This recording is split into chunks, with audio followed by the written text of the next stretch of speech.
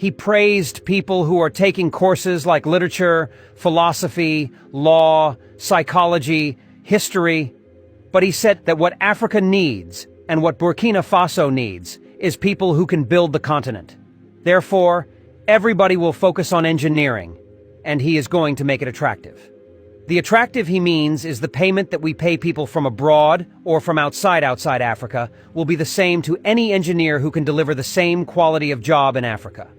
And after he said this, I was shouting and clapping because this is what I've been thinking about. Why is it that when Africa wants to build airports, they will go to either China, Japan, to bring builders? When Africa wants to build skyscrapers, they will go to Turkey, China, India, Iran to bring the builders. When Africa wants to build bridges, the same thing.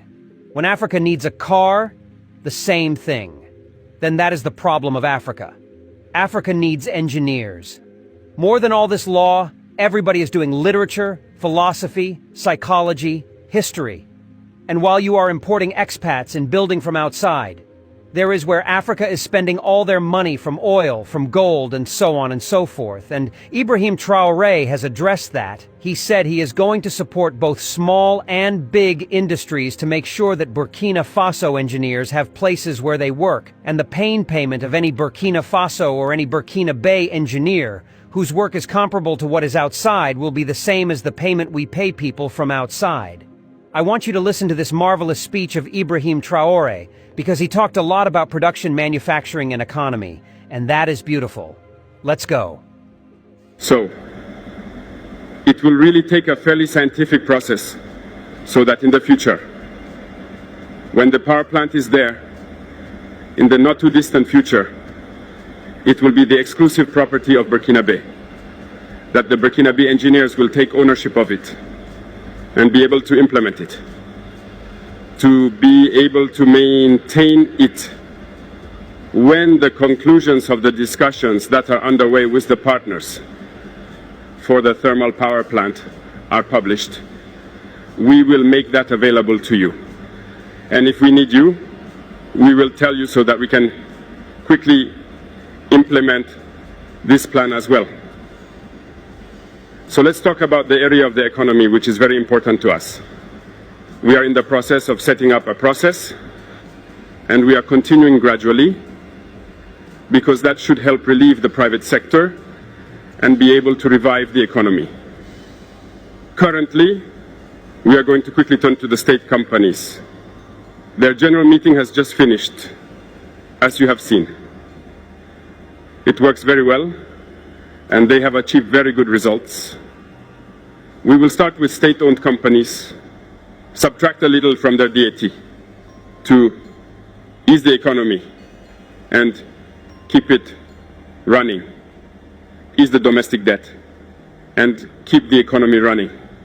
So in the coming days, God willing, many entrepreneurs should be relieved after signing the agreement with state-owned companies. But we are in the process, in the mining sector, as I told you, of taking a certain independence. This should allow us to have a good number of resources in terms of finances, but also and above all, the industrialization component, which should fill this economic component, because we spend a lot abroad. We are in the process of setting up all the processes so that our currencies do not go out. In the meantime, at the AES level, as you have seen, we have decided to set up an investment bank and also a sovereign fund. This process, therefore, the technicians are on it.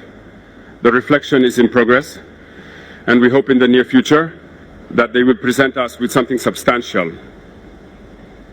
The other strategic aspect, which I will not talk about, and which you know, we are moving forward calmly, and when the time comes, it will surprise you.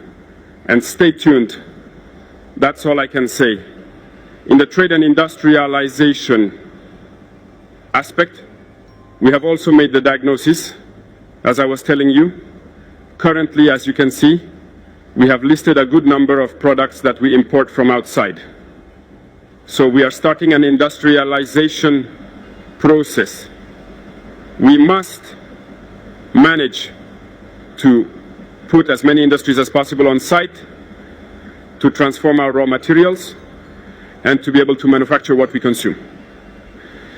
We are in this process, and we are discussing with many partners to have as many industries as possible on site. This will ensure that our currencies do not go out, and that the economy runs well, and that we can also have jobs for young people. It is in this context that we have taken certain decrees to facilitate the creation of small businesses. We have cut all taxes for a good number of years so that small businesses can be created and survive. Unfortunately, small businesses find themselves faced with financing needs. It must be said, at the level of banks, it is very complicated for us to have financing when you create your business. We met the world of bankers, and as I said, we exchanged. But I am not at all satisfied, because the return that had to be made so that we accompany them to finance small businesses is not satisfactory. That is why we are reorganizing our funds that were available at the state level. We have gathered them into a certain number of funds, both at the level of agriculture, both at the level of the Ministry of Employment, to be able to replenish these funds soon, and to be able to allow young people who create businesses to have credits and to be able to get started. And I take the opportunity to call on the world, again, of bankers, to come back with proposals, because we have solutions, but perhaps not good solutions for them. But they must come back a little to support us in being able to help young people get by. If necessary, we will be obliged to put in place a plan, perhaps one that will not please, but we will be obliged. In the field of commerce, as you have noticed, many people have contacted us during our tours of the yard markets. We have taken stock of the situation. There is so much work to be done to rebuild these yard markets.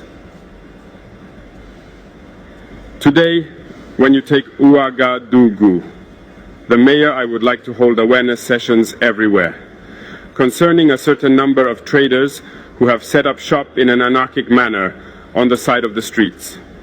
But I have instructed that it should always be awareness raising while waiting for us to clear the spaces to build markets worthy of the name and ask people to come and take shops in these markets, and now be able to free up the streets to be able to expand and clean up our environment.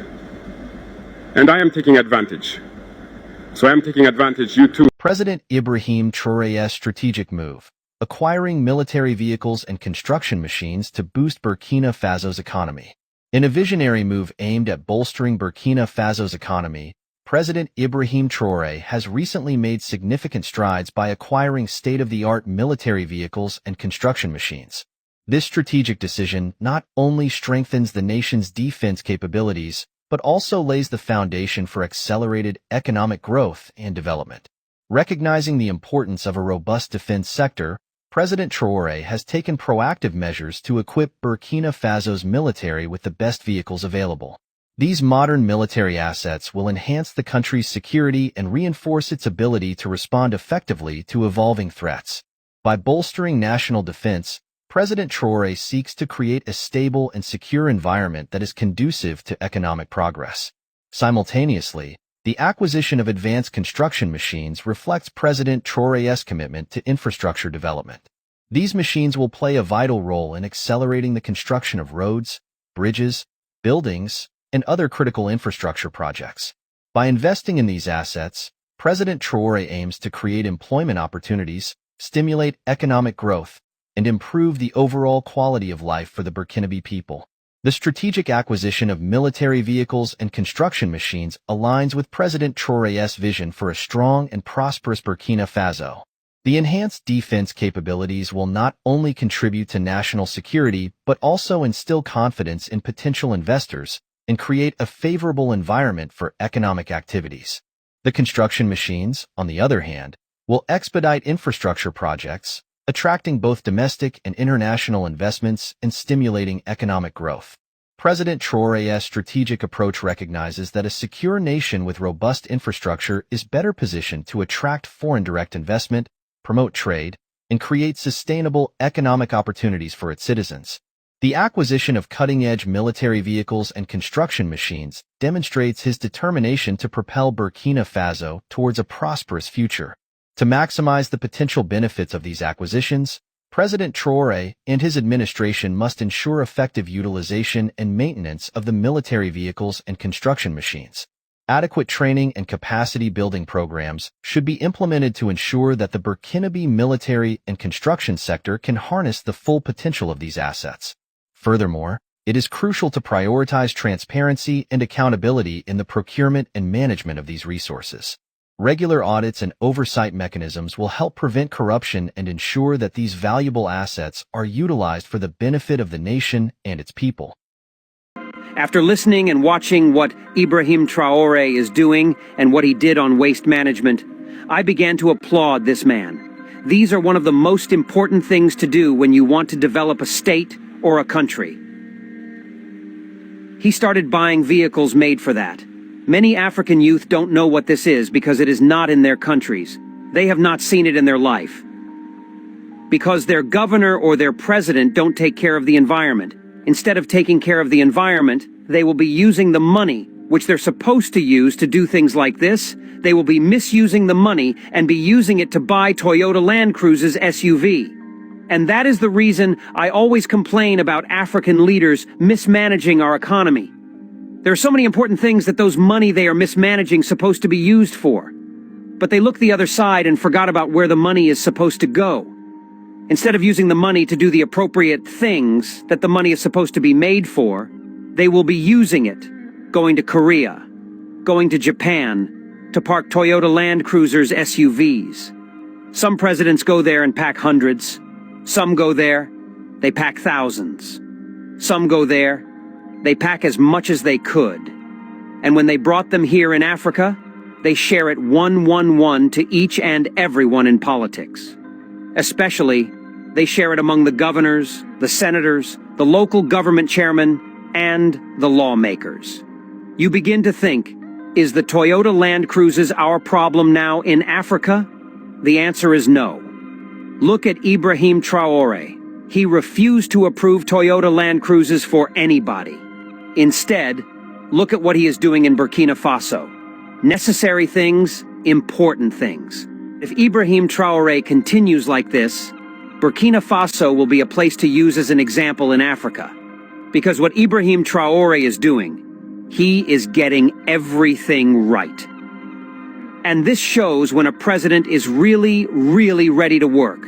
A president who is ready to work does not care about the type of vehicle he drives. A president who is ready to work does not care if he has traveled to France 5 times, to America 7 times, to Japan 8 times. He prefers being in the village, visiting schools, seeing things with his own eyes, going from village to village. But look at other presidents, some of the presidents in Africa. You watch him on TV. Today, he's in France. Tomorrow, he's in New York. Next tomorrow, he's in Germany. Some of them have started approving for private jet to allow them to be traveling to all these countries. What they are going there to do, nobody knows. Corrupt president traveling everywhere, up and down with our money, misusing the money that's supposed to be used for important things. Thank God that Ibrahim Traoré has come to show us what good leadership is all about.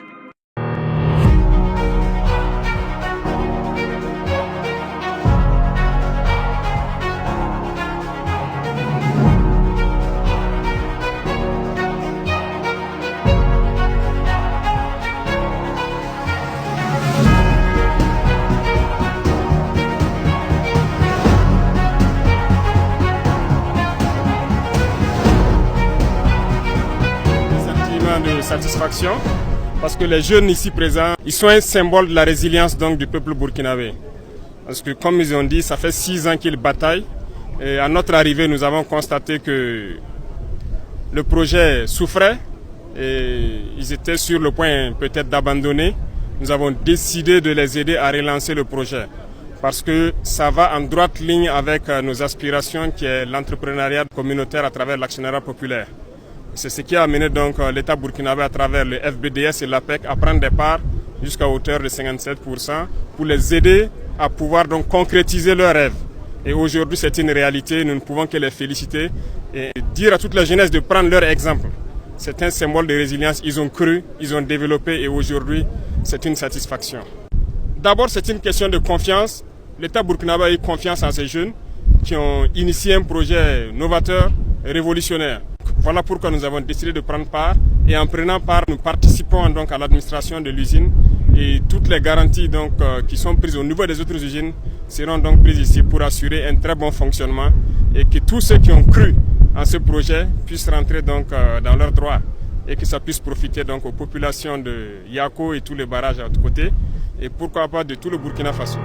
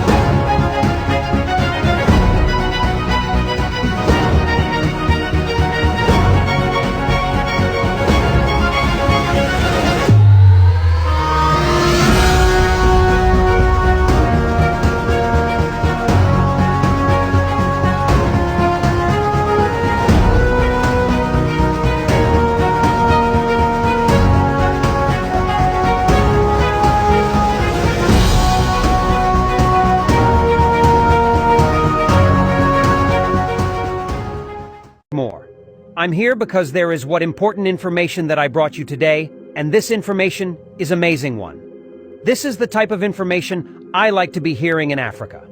And this time, it is coming from Burkina Faso, because Ibrahim Traoré want to surprise us once more.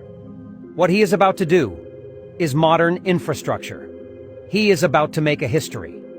You've just heard me. For some of you who do not know, there is a big project going on in Burkina Faso right now.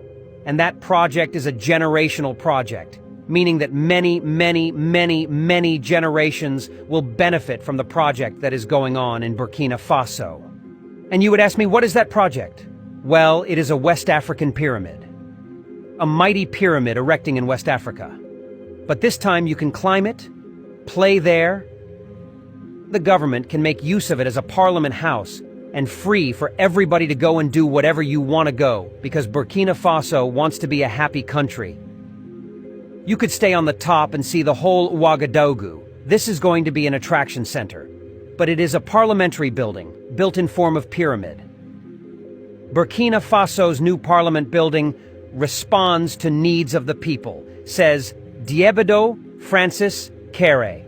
In this exclusive design movie, Burkinabe architect Diébédo Francis Kéré explains how he is rebuilding his country's National Assembly to be more than just a simple parliament building. In 2014, the Burkina Faso Parliament building was set ablaze during the country's revolution, putting an end to 31 years of dictatorial rule. Kéré is now leading the scheme to build a new National Assembly on the site in the capital of Ouagadougou. The Parliament House in Ouagadougou, the capital city of Burkina Faso, is a big and a very important project. In 2014, there was a revolt which led to kick out the president who wanted to change the constitution and make himself president for life.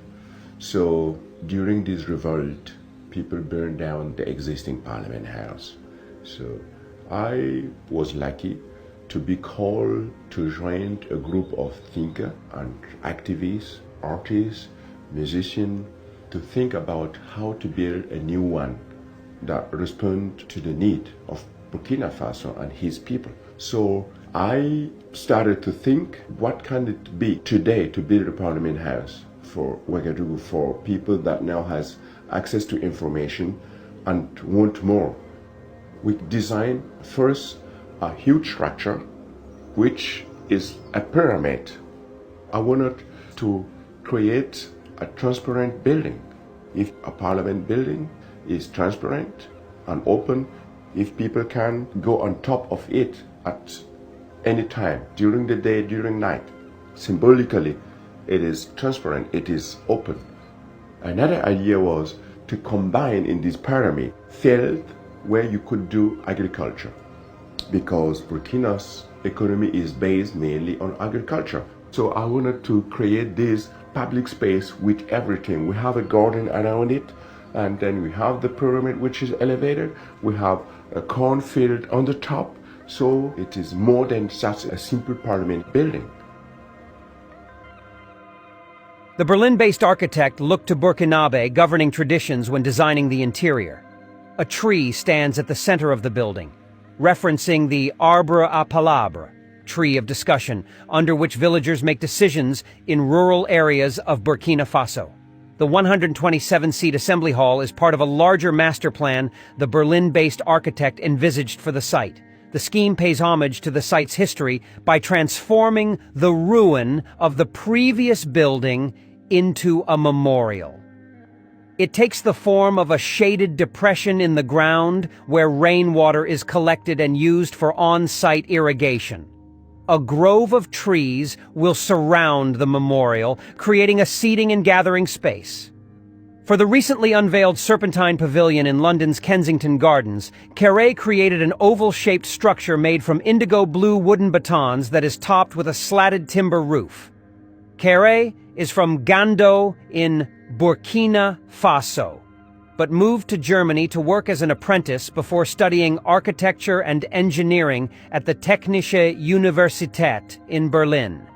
He is known for his socially driven and sustainable approach to architecture, which he has applied to several projects in his home village, as well as installations for major exhibitions in London, Copenhagen, Milan, Chicago, and Venice. Burkina Faso and the needs of the people, Traoré told Dezine. I wanted to create this public space with everything, Traoré added. We have a garden around it, we have the pyramid, which is elevated, we have a cornfield on top. It is more than just a simple parliament building. The stepped structure was designed to be inhabited by the public. At 6 stories high, it will offer an elevated view of the city, which has a very flat topography. People can go on top of it at any time during the day and during the night, said Traoré. Symbolically, it is transparent, it is open. The roof hosts several green terraces that will be accessible to the public and are intended to serve as an educational tool to encourage urban farming.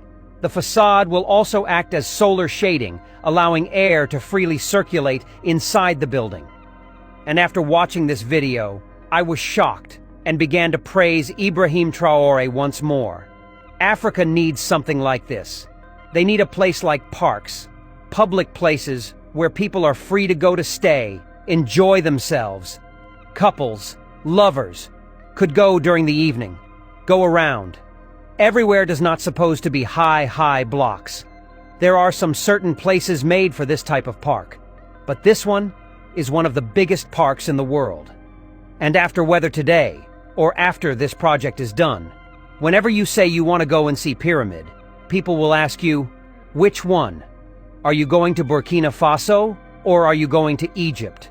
If you are going to watch the one in the Burkina Faso, it is in the city, where people go and you see everybody, you meet people, you feel happy.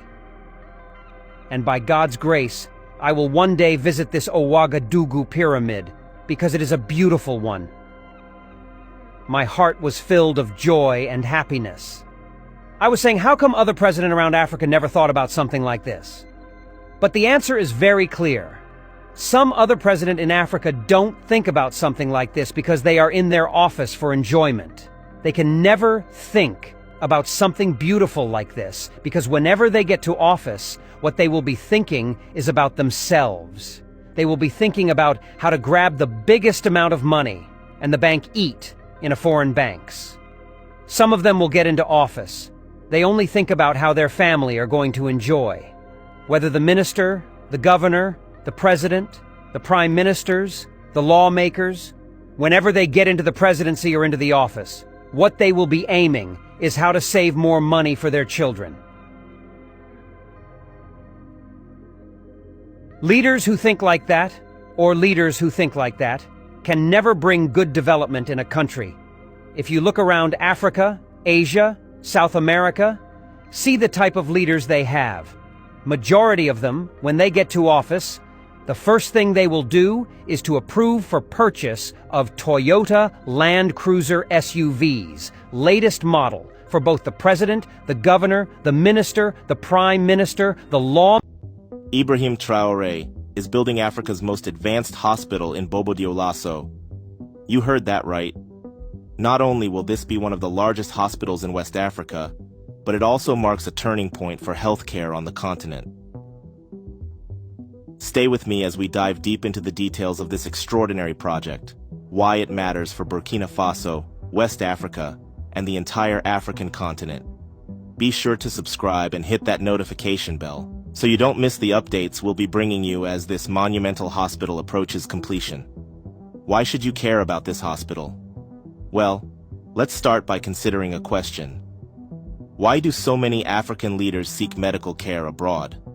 From Paul Biya of Cameroon, who's been in power for over 40 years, to Nigeria's former president Muhammadu Buhari, and even the current president Bola Tinubu, African leaders have spent millions of dollars on foreign medical trips. These trips raise an important question. Why are these leaders not investing in world-class healthcare systems in their own countries? If Ibrahim Traoré can lead the way with this state-of-the-art facility in Bobo-Dioulasso, why can't other African leaders follow suit? Stick with me, and let's break this down. Let's start by painting a picture of the Bobo-Dioulasso University Hospital Center, which is currently under construction. Set to be delivered in March 2025, this hospital is not just a regional healthcare center. It's a game-changer for the entire African continent. Before we continue, just a gentle reminder to like and share our videos. Also, subscribe to the channel to stay informed on the latest African economic, political, and social developments, and explore how global geopolitics impact the continent. Now let's continue. With a capacity of 500 beds and 9 functional departments including emergency services, medical technology, consultation areas, educational facilities, and even residential apartments for medical experts, it's clear that this is no ordinary hospital. The construction of this hospital, overseen by a partnership between the Burkinabe government and a Chinese construction firm, represents a massive investment of 60 billion CFA francs.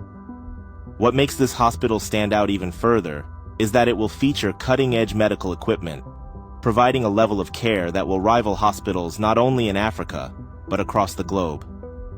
You might be asking, why is this so important?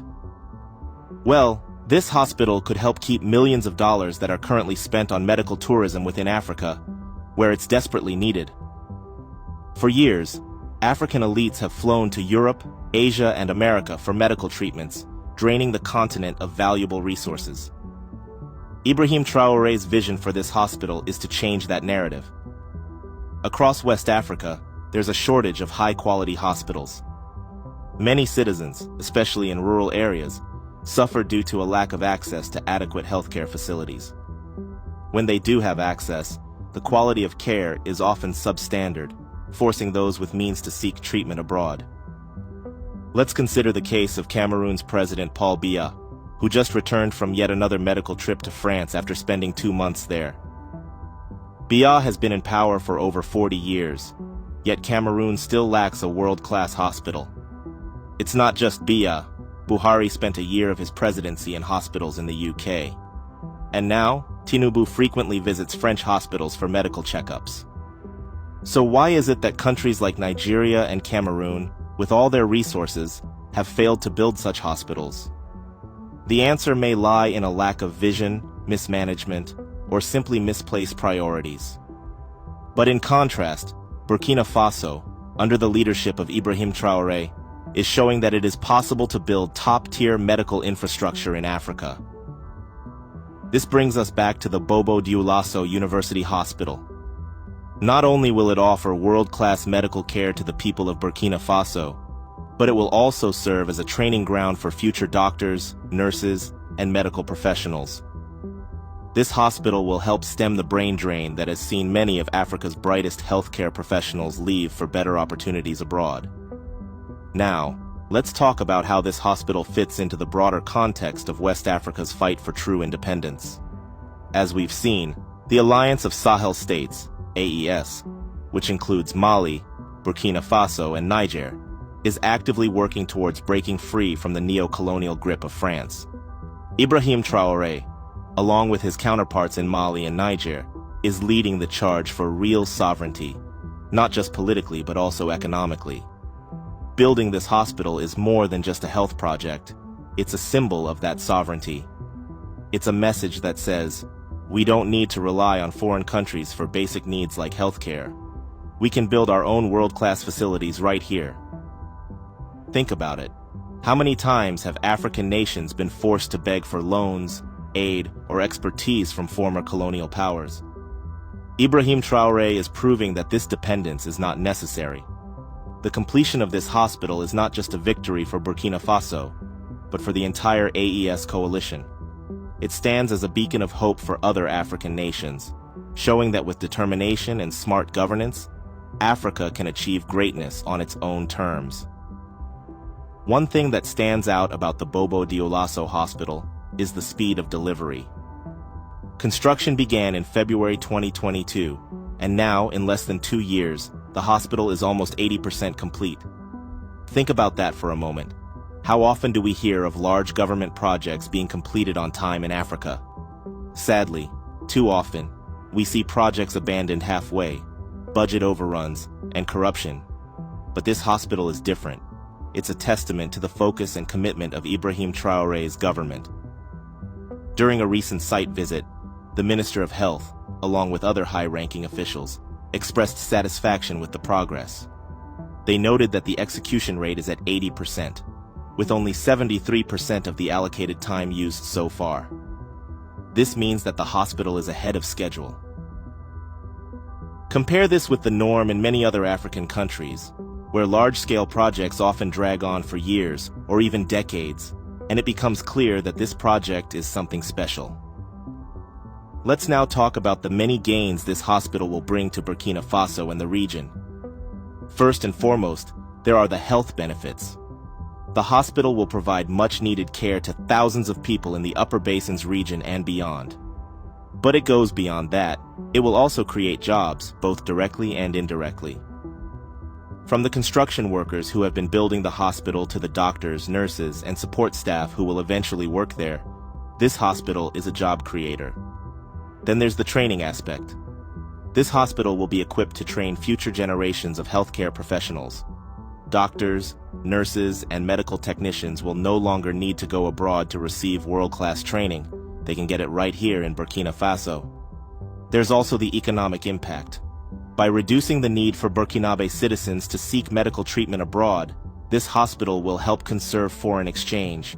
Instead of sending millions of dollars to Europe or America for medical treatments, that money will now stay within the country, helping to strengthen the economy. Finally, this hospital will stand as one of the top 5 biggest hospitals in West Africa, depending on the criteria used. Whether it's in terms of bed capacity, facilities, or the range of services offered, the Bobo Dioulasso University Hospital will rank among the elite medical centers in the region. It's worth taking a moment to reflect on the man behind all of this, Ibrahim Traoré. Good evening to you, my brothers and sisters.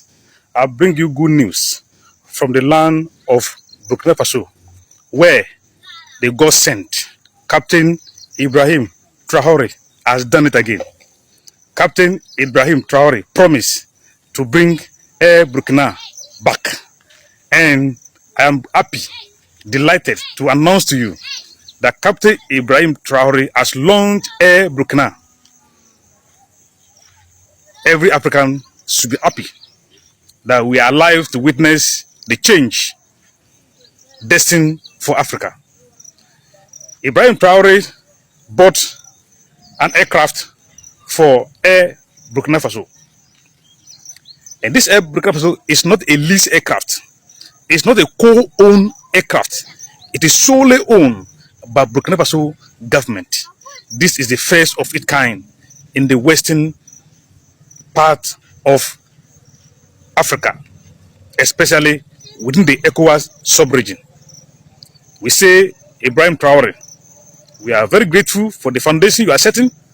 We are very grateful for the legacy you are leaving behind and you are doing in our present. And with the youth of Africa, we are keenly following, and we pray that our ancestors, may they be with you. And we pray the blood and the spirit of our ancestor continue to bless you to do more for the people of Burkina Faso. And we promise that we, the people of other countries in Western Africa, we are vehemently planning and working towards our liberation from the old fool errand boys practicing a stupid system called democracy. We shall be with you. We will always be with you. And we will always stand by you. Thank you, Captain Ibrahim Traoré.